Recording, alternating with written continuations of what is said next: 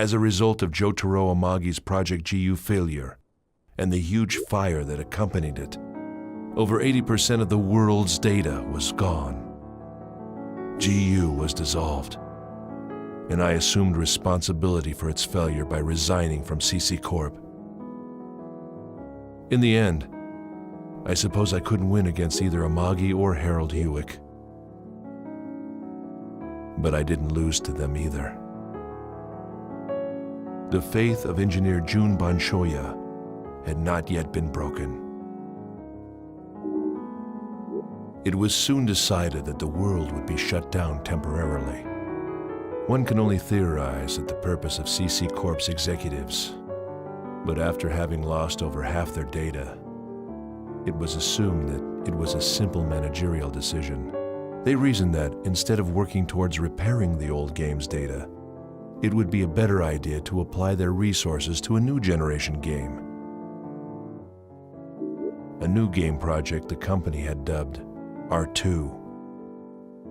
This was also a way to escape from the ever-looming ghost of the genius, Harold Hewick.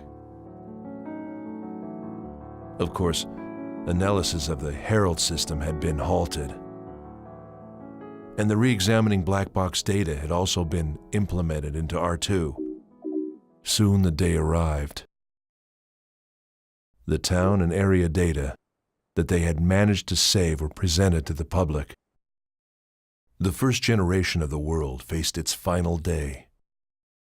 I logged in with my own private character to see.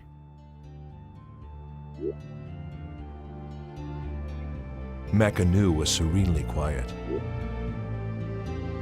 The cityscape that made one think of Venice was beautiful, and the waterways reflected the evening sun. Many had gathered underneath the bridge. It reminded me of a happier time when the voices of hundreds of players echoed on the streets. Like a midsummer night's dream. The next day, this world would be gone. With lingering memories and grieving voices, those who were angry at CC Corporation completely disregarded the presence of system administrators on that final day. The characters that they had grown so attached to would not be carried over to the next version, effectively ending their lives all at once. Even so, they gathered together in the town. Everyone said goodbye to their friends. Some vowed to meet again. Others decided to move on.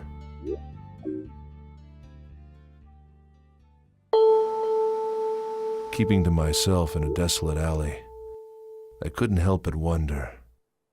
I wondered where Aura had gone.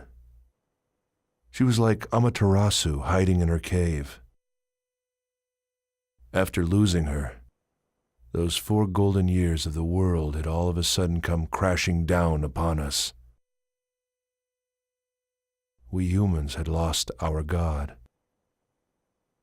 We couldn't stop from wailing and weeping. Project G.U had been designed to give us a new God, but it had collapsed in flames. I don't know exactly when it happened. A young girl, bathed in the sunset, whispered the following to me.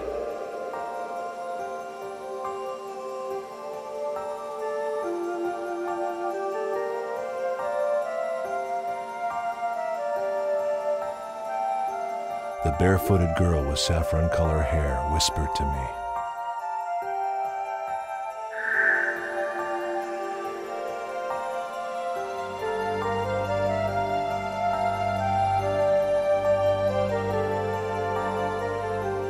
Her last whisper disappeared, as if the wind had blown it away. And then the girl was gone. It felt like I stood there forever. I tried to make sense of her words, and then I realized that girl, with her obviously hacked character, might well have been a wandering AI. Somehow she gave me the impression of Aura that I had once known.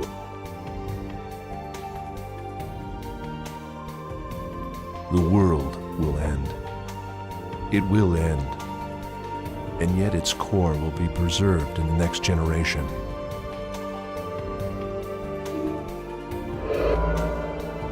Generation of unity.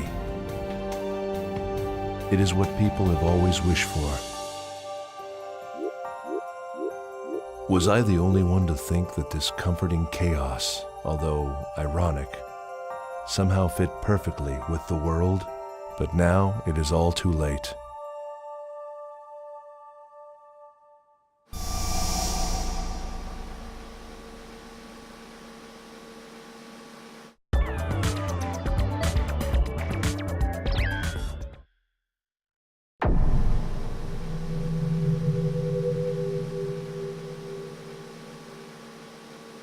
The World, R2, was released to the public on December 24th, 2015. That day, which became known as Death of a Goddess, must have been bittersweet, even for the players who knew nothing about the disappearance of Aura, releasing the new game barely a year after the unforeseeable data loss. CC Corp surprised even me with their speed. And even though all the graphic data and the battle engine were already up and running upon release, the message text, as well as the core system, must have been hastily thrown together by programmers. They couldn't have had time to properly debug. As a result, R2 was plagued by constant bug issues since day one, and the game had to be repaired and refined through regular maintenance. The majority of the Epitaph users had been lost. The only Epitaph user left to CC Corp was the propagation. It should have been carefully stored by the security administrators who took over the now defunct Project G.U. However, the Avenger, the Epitaph user I removed to prevent Amagi's experiment, was still being kept in my computer. Eventually, CC Corp will become aware of the existence of Tarvos, which contains a piece of the Morgana factor, and that I have it. I'll have to come up with some countermeasures. When the RA program failed, the other 6 pieces of the Morgana factor, having been separated from their Epitaph users, were once again lost in the network's ocean of data. Project G.U was gone. Amagi was beyond any hope of recovery. And with me now gone from CC Corp, things will be safe, at least as long as the Chosen Ones don't access the world. If they do, they may unwittingly draw epitaphs to themselves.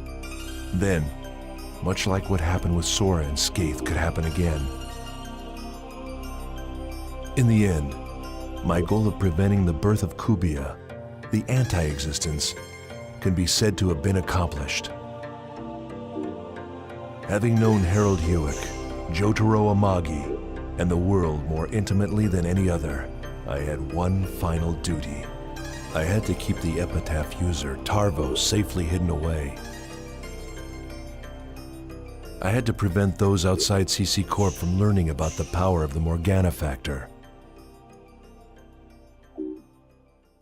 However, things had taken a turn for the worse. Ovan. He is the Epitaph user of the Rebirth. Ovan has already started to act.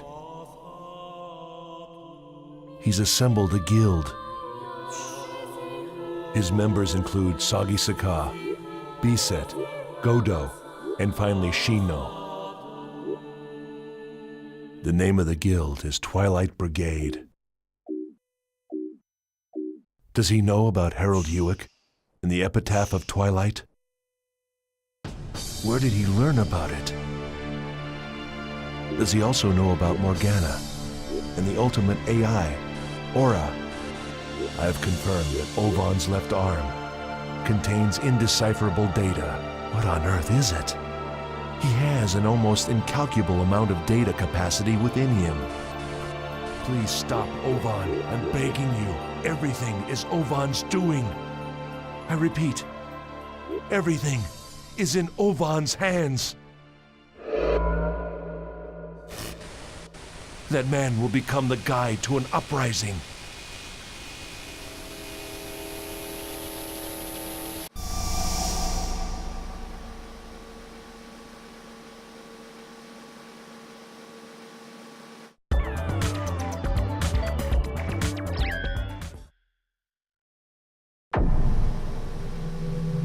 To my little sister,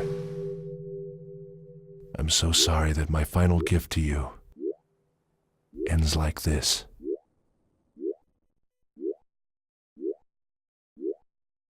Right now, it is far too dangerous for me to see you in person. However, I can think of no one wiser than you to whom I can give this journal. I want you to use the character left on my computer. You must use it to access the world.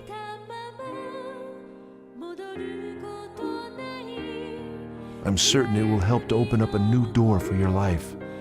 The rest, I can only leave up to you.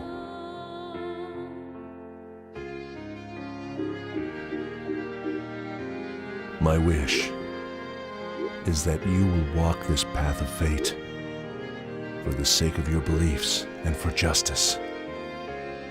You are a chosen one.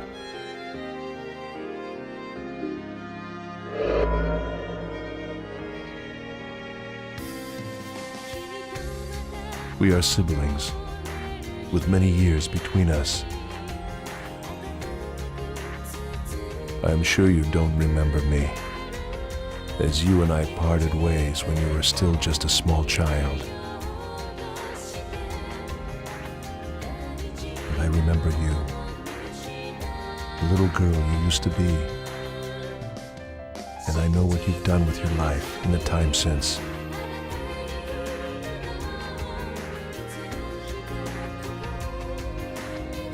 My only regret is that I was unable to see you again.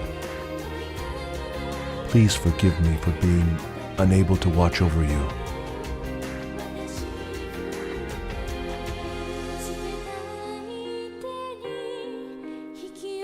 Recode. Even though our parents went their separate ways long ago,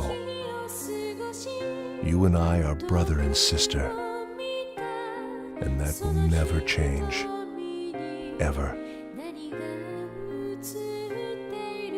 You will always be my darling sister.